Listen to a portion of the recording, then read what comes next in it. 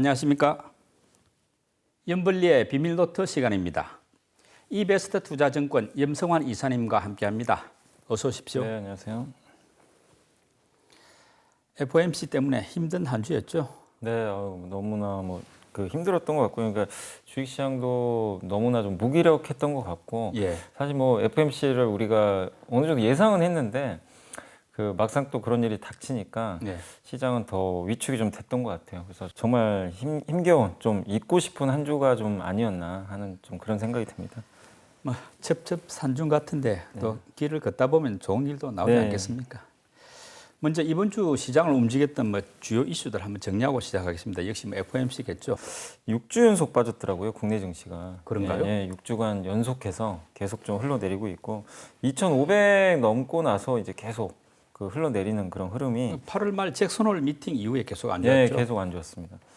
그리고 끝없는 지수 하락이 이어지는 거 이제 여러 가지 이슈가 있겠지만 역시 물가가 충격을 준 데다가 그 이후에 역시 FOMC까지 긴축 기조가 좀 나와버렸고 또 실제로 이제 긴축도 긴축인데 이제 경기 침체까지 우려가 되고 있는 게 페덱스 쇼크가 좀 초반에 나왔어요. 그래서 네. 페덱스 물류회사죠. 여기서 직접 CEO가 이제 실적 안 좋아질 것 같다, 물동량 준다 이러니까 아 진짜 이거 경기 안 좋구나 이런 이제 우려가 더 커졌고 그게 이제 FOMC까지 계속 또 연결이 되면서 금리는 오르는데 경기는 안 좋고 근데 금리 인하 사실 해야 되잖아요. 경기 안 좋으면. 예. 근데 그건 할 수도 없고. 거꾸로 가는 예, 셈이니까. 그러니까 이게 스태그플레이션 계속 이제 우려감이 더해지면서 그러니까 1980년대 초반 같은 상황이 계속 펼쳐질 거라는 우려감이 시장을 좀 지배했고 또 거기다가 러시아 동원령까지 내려져 가지고요. 네. 지정학적 리스크도 좀 일부 증시에 영향을 줬고 그러다 보니까 결국 원달러 환율이 1,400원을 돌파하는 그런 흐름이 나오면서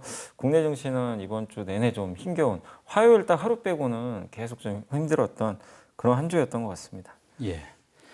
9월 FOMC는 예상했던 대로 0.75%포인트 금리를 인상했는데 시장은 매우 얼어붙었지 않습니까? 네. 이제 이게 보니까 점도표에서 지금 앞으로 고강도 긴축을 지속한다 이런 게 나온 게 제일 컸다고 봐야겠죠. 네, 예상대로였어요. 0.75였는데 이제 시장이 조금 약간 더 놀랬던 건 이제 점도표가 4.6까지 찍혔고 내년이죠. 그러니까 내년에 그러니까 보통 용어로 터미널 레이트라고 이름을 많이 붙는데 그게 네. 최종 금리죠. 예. 그러니까 연준이 생각하는 이제 가장 높은 금리가 고점이죠. 얼마냐. 예. 예. 그게 4.8에서 5까지 찍은 그 데이터도 있더라고요. 근데 평균 값으로는 내년이 4.6.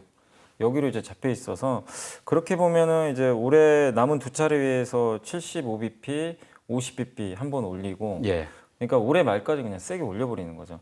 이제 그런 경로가 좀 제시는 됐는데 우리가 생각했던 것보다 훨씬 많이 올라간 거죠. 사실 올해 연초만 해도 점도표 보시면 아시겠지만 올해 연초에 점도표가 1%를 안 넘어갔거든요. 0.5인가 아마 그 정도 찍혀 있었는데 네.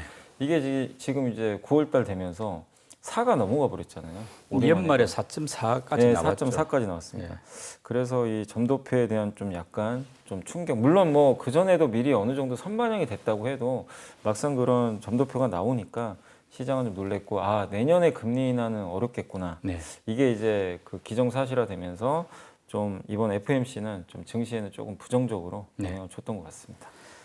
그 파월 연준 의장 연설도 이제 관심이 컸는데 긴축에 따른 고통 감수해야 된다 이런 기조로 말하자면 매파적으로 나온 게 상당히 부담이 됐던 것 같은데 주요 내용들 한번 정리해 주시죠. 연설. 가장 먼저 했던 얘기 중에 하나가 경제는 물가 안정 없이는 그 누구에게도 작동하지 않는다. 이 얘기를 해버렸어요. 그러니까 물가가 우선순위다라고 예. 아예 방점을 찍고 얘기를 해버렸고 그리고 이걸 달성하기 위해서 어쩔 수 없이 계속 이제 좀 고통은 따를 수밖에 없다. 이제 경기 침체를 좀 시사하는 듯한 그런 반응을 했고 다만 데이터를 보고 어느 시점에서는 금리 인상을 속도 조절하겠다. 이것도 다시 언급은 했어요.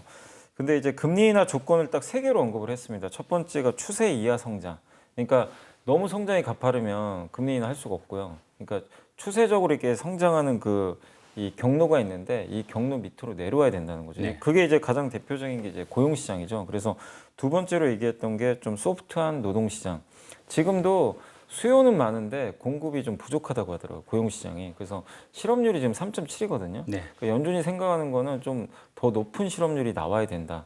그러기 전까지는 그러니까 고용 시장이 조금 약간 이제 표현이 그렇지만 좀 망가져야 된다는 얘기죠. 지금보다는. 네. 그러니까 지금보다 안 좋아져야 금리 인하를 고민할 수 있지 지금은 고용을 너무 좋게 생각하고 있는 것 같아요. 그리고 물가가 역시 2%대로 떨어져야 된다. 예. 그래서 이 세 가지 조건을 언급을 했는데 근데 이제 거기서 2% 실제 간다고 그러니까 갈 때까지 기다리는 건 아니고요. 뭐라고 했냐면 2%대로 가는 방향이 이제 확실해졌다. 예. 그러니까 예를 들면 4% 물가가 찍혀도 금리는 할 수도 있어요. 경로가 그렇게 지금 4%인데 지금 경로는 2%까지 가겠다. 그럼 금리는 할 수도 있다라고 언급은 했습니다. 그렇기 때문에 근데 이제 자기네가 그러니까 이 연준이 원하는 건 2%까지 갈 거라는 확신이 있어야 된다는 거예요. 네. 그 데이터가. 그래서 그런 것들이 갖춰질 때까지는 좀 금리 인하는 좀 어렵다. 막막해 보이는 거죠. 예, 그러니까 예. 지금 당장은 뭐 당장 눈에 안 보이잖아요. 네. 그러니까 이런 것들은 우리가 눈으로 확인할 수 있는 건 사실 내년 한 5월, 4월 정도로 보고는 있더라고요. 예, 그렇기 때문에 어쨌든 올해 말까지는 뭐 이 기대감이 없어져 버린 거죠. 네. 그래서 시장은 이제 연준 의장의 연설 이후에 오히려 더 빠져버리는 그런 흐름이 나왔던 것 같습니다. 예, 미국이 이렇게 고강도 긴축을 하다 보니까 이제 뭐 강달러가 되고 원달러 환율도 말씀대로 1,400을 이미 넘어섰지 않습니까? 네.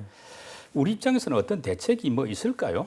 사실 이게 뭐 마땅한 대책이 딱히 있는 건 아니고요. 가장 좋은 건 사실 통화 스와프거든요. 한미 간에 예. 근데 이번에 좀 일부 언론에서도 보도가 나오긴 했는데 실제로는 지금 성사가 안 됐잖아요. 예. 그러니까 이제 유사시에 뭐 하겠다라는 그런 이제 뭐 형식적인 멘트 정도 나온 것 같긴 한데. 뭐 시사는 했는데 예. 근데 시장에서는 예. 그거 가지고는 부족하다 이거죠. 그래서 원달러 환율이 사실 그런 기대감으로 한번 확 빠진 적도 있었어요. 예. 근데 다시 올라가 버린 것도 아마 그런 영향이 아닌가. 그래서 통화 스와프 기대감도 좀 소멸이 됐고 네. 또 거기다 전쟁이 또 지금 뭐 갑자기 부분 동원령 이러다 보니까 사실 국내 문제는 아니거든요. 이 환율 문제가 지금. 네. 근데 이제 외부적인 변수기 때문에 정부 입장도 좀 곤혹스러운 게 이걸 개입을 해야 되나. 네. 국내 문제는 개입을 적극적으로 해버렸겠죠.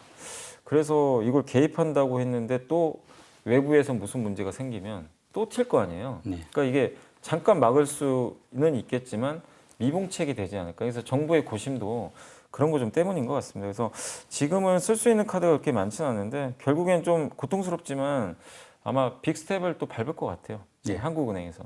원래는 0.25인데 예. 이번에 지금 이제 전망치가 바뀌었더라고요. 예. 0.5 10월에. 뭐 상황이 바뀌었다고 네, 하는 그래서 총재도 이야기를 네, 하시긴 맞습니다. 했죠. 그래서 아마 지금 어떻게든 좀 금리차를 좀 좁혀가지고 네. 좀 환율 방어를 하지 않을까 지금 현재는. 근데 구두 개입이 아니라 직접 개입을 할지는 그거는 뭐 계속 다음 주까지도 우리가 지켜는 봐야 될 것 같습니다. 푸틴 러시아 대통령이 뭐 국가 동원령을 내려가지고 말을 하다 보니까 확전 우려가 우크라이나 전쟁 확전 우려가 커진 것 이것도 뭐 환율이나 또는 전체 주식 시장에 좀 악재가 됐죠. 네, 근데 아픈데 더 때린 거죠, 사실은. 지금 상황이 예. 안 좋은데 또 전쟁이 사실 그 이전만 해도 러시아가 좀 수에 몰리면서 갑자기 뭐 우크라이나 막 재건 얘기도 나오고 이거 전쟁 끝나나 막 이런 분위기 좀 있었거든요. 예. 근데 거기에서 이제 푸틴 대통령이 갑자기 국가 동원령을 또 선포를 해버렸죠. 그러다 보니까 전쟁이 또 한 번 더, 그러니까 지금 어쨌든 지금 사실상 전쟁이 약간 좀 소강 국면인데 다시 또 전면전 되는 거 아닐까. 예. 이 우려감이 커졌고 그러면서 이제 환율도 올라갔고 또 에너지 가격도 한번 좀 변동성이 나왔는데 어쨌든 또 핵무기 위협과 발언까지 좀 서슴지 않을 정도로 그러니까 이게 무서운 거죠. 도대체 푸틴이 무슨 짓을 할지 모르겠다. 예. 이게 좀 공포스럽거든요. 그래서 에너지 문제라든가 이런 것들이 또 국제 금융시장에 영향을 줬는데 다만 옛날처럼 뭐 이게 푸틴 대통령의 이런 이제 발언이나 동원령을 직접적으로 언급을 했지만 원자재 시장이 잠깐 반등하다가 다시 또 빠져버렸어요. 그래서 오히려 지금 유럽의 천연가스 가격은 계속 떨어지고 있고 예. 국제유가도 크게 변동이 없는 것 같더라고요. 그래서 실제 그 상품 시장에서는 뭐 이런 동원령은 좀 떨어졌지만 그 상품 시장의 반응은 좀 차분한 거 보면 이게 금융 시장의 반응과 좀 상품 시장의 반응이 이번에 좀 다르게 나온다. 예전에 실제로 이제 전쟁 날 것 같았을 때는 그 원유나 천연가스가 막 튀었거든요. 네. 근데 지금은 또 그런 모습은 아닌 게 좀 그때랑은 좀 차이점인 것 같습니다. 이 외국인들 계속 팔고 있는데 그래도 이번 주에 많이 매수한 종목들도 있을 거 아닙니까? 네. 어떤 쪽이었습니까? 일단 이번 주에 삼성 SDI를 957억 정도 샀고요. KTNG를 728억, 한화솔루션을 693억, LG이노텍을 595억, SKC를 422억, LG에너지솔루션을 282억, 현대차를 272억, 셀트리온을 222억, 에코프로 BM을 212억, 포스코 케미칼을 169억 정도 순매수를 했습니다. 주로 2차 전지 업종 위주로 좀 매수를 했던 것 같습니다. 네. 근데 외국인 시총 비중이 이제 30% 이하로 떨어져 가지고 네. 2009년 이후에 13년 만에 최저치다 이렇게 이제 기사들이 있더라고요. 네.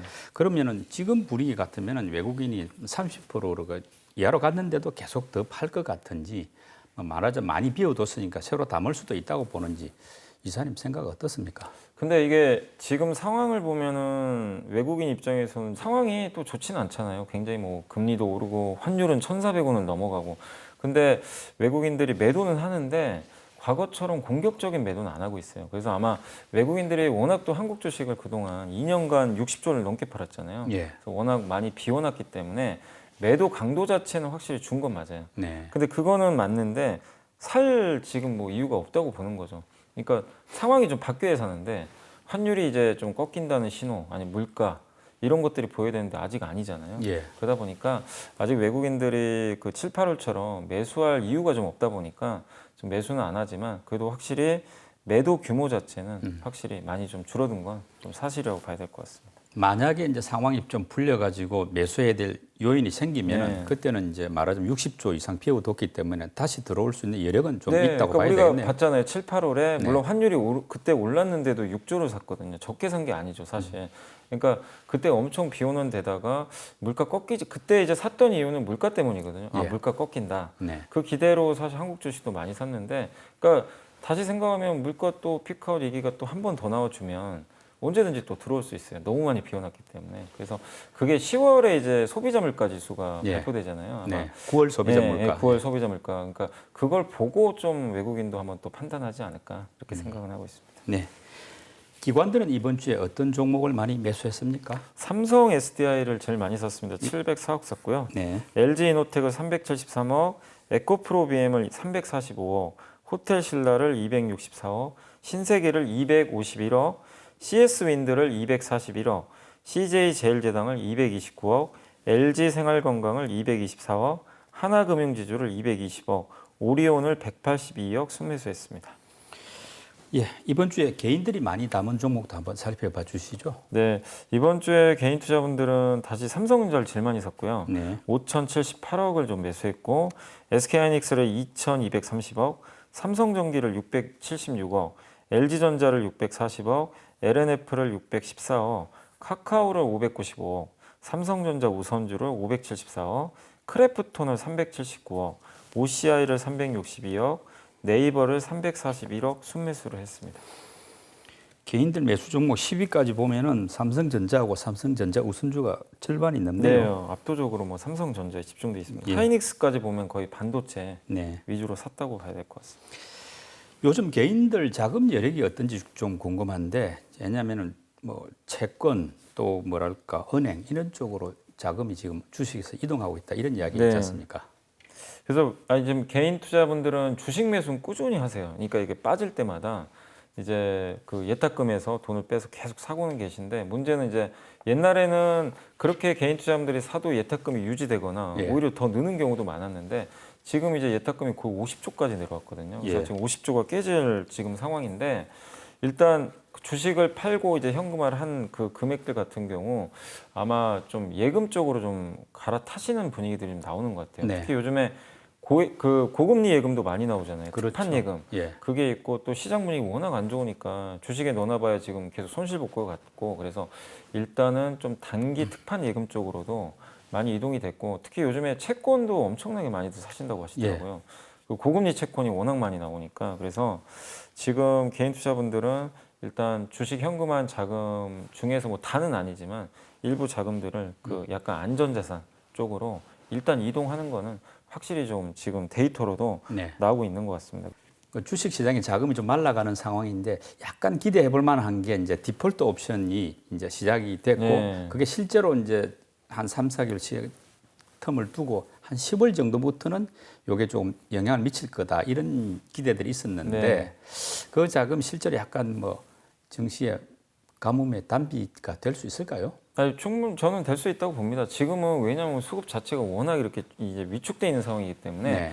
수급이 아주 뭐 풍부할 때는 그게 좀 들어온다고 해도 큰 영향을 주진 않죠. 예. 근데 이게 너무나 지금 작아진 상황에서 퇴직연금 시장이 이제 물꼬가 좀 바뀌는 거잖아요. 예. 약간 이제 미국형으로.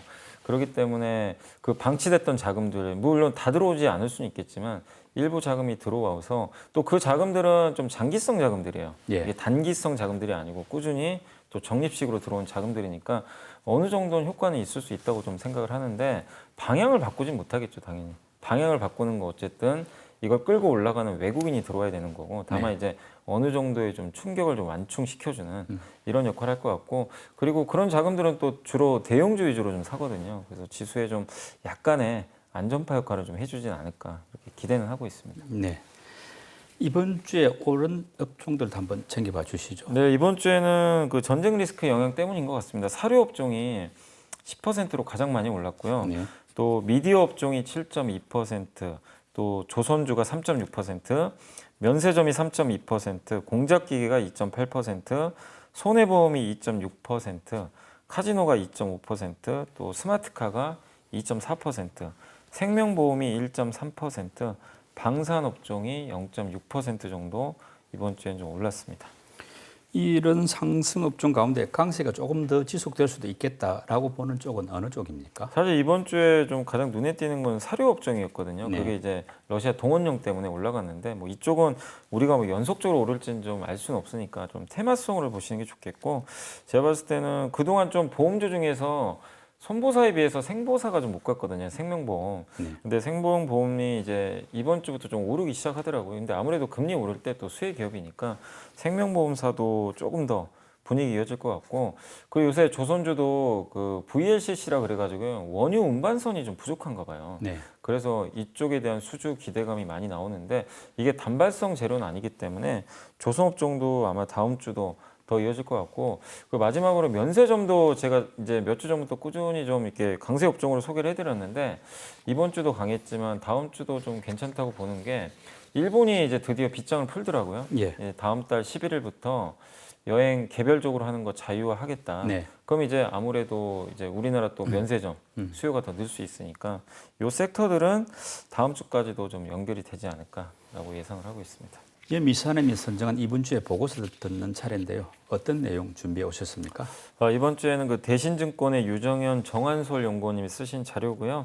그 글로벌 소비재 기업 실적으로 예상해보는 의류 OEM 업황 저점은 이런 이제 내용이 제목인데 의류 회사들 주가 되게 안 좋았고 또 우리나라에도 의류 OEM 회사들이 많이 있잖아요. 근데 주가가 굉장히 안 좋았는데 좀 그래도 좀 한번 관심을 가져봐야 된다라는 그런 내용의 보고서라서 가져와 봤고 이 소비재 기업들의 2분기 실적이 안 좋은 건 다들 알고 계실 거예요. 미국도 뭐 의류 회사들 실적 안 좋거든요. 네.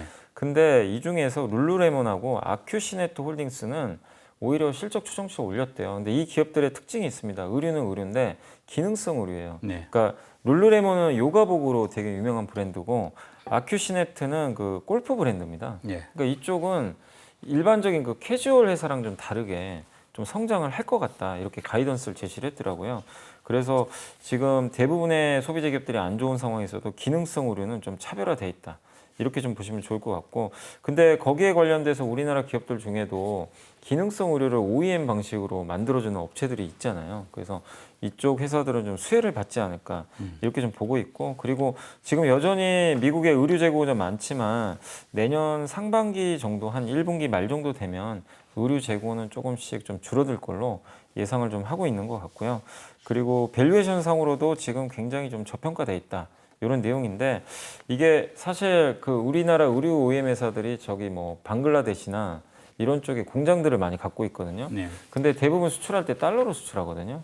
이제 매출 비중이 대부분 미국 쪽이 많아요. 아, 근데 지금 너무나 달러 강세잖아요. 환차익을 얻겠네요. 네, 그래서 달러 매출이 지금 비중이 높다 보니까 그런 수혜를 또 톡톡히 노릴 수 있는 그런 업종 중에 하나니까 좀 관심이 필요하고 또 우리나라 이 기업들의 주가가 대만 회사랑 연동이 많이 된대요. 네. 대만의 경쟁 회사들이 있거든요. 그 회사들 이름이 마카랏, 에클랏 뭐 이렇게 불리는데 이 회사들이 뭐 노스페이스라든가 나이키 같은데 의류를 받아다가 이제 OEM 방식으로 만들어주는데 한국과 비슷한 일을 하는 거죠. 근데 이 회사들의 주가가 최근에 PER이 한 그 11배까지 떨어졌다가 네. 한 15배까지 또 올라왔대요. 그러니까 저점에서 주가가 한 50% 오른 거죠. 네, 근데 한국의 뭐 한세실업, 뭐 영업무역 같은 기업들은 주가가 그만큼 회복을 못했다고 하더라고요. 그리고 우리나라 기업들은 지금 한세실업이 PER이 5배고요. 영업무역은 4배밖에 안 되거든요. 근데 대만 회사는 14배, 15배 정도 되니까 너무 갭 차이가 벌어졌다. 특별히 우리나라가 뭐 경쟁력이 떨어지는 것도 아닌데. 우리 시장 자체가 약간 디스카운트 돼 있는 그죠. 한국이 부분이 좀 있죠. 비슷해서 그럴 수도 있는데, 근데 만드는 건 사실 똑같거든요. 예. 비슷한데, 그렇다고 아무리 그래도 이렇게 너무나 이 밸류 차이가 벌어졌기 때문에 좀 그 밸류 체를 메꾸지 않을까 이런 내용입니다. 그래서 한번 좀 공부해 보시면 좀 좋을 것 같고, 일단 하방은 되게 단단한 것 같아요. 워낙 밸류가 낮으니까. 그러나 내년에 또 미국의 의류 경기 개선, 또 달러 매출 증가 이런 걸 봤을 땐 한번 주목을 해볼 만한 그런 구간이니까 그런 내용들이 남겨져 있으니까 한번 참고해 보시고, 그 안에 뭐 대표적인 기업들이 있습니다. 뭐 영업무역, 또 영업무역 홀딩스, 한세실업, 또 신발 OEM 업체죠. 뭐 화승엔터 이런 기업들이 보고서에 좀 담겨 있으니까 여러분들이 기업도 궁금하시면 한번 읽어보시면 좀 좋을 것 같습니다. 삼성전자에도 주가에 또 도움이 될 수 네, 있고 충분히 저는 도움이 될 수 있다. 기술 경쟁력에도 도움이 될 수 있다 이 네, 말씀인가요? 저는 충분히 그렇다고 보는데, 근데 다만 이거를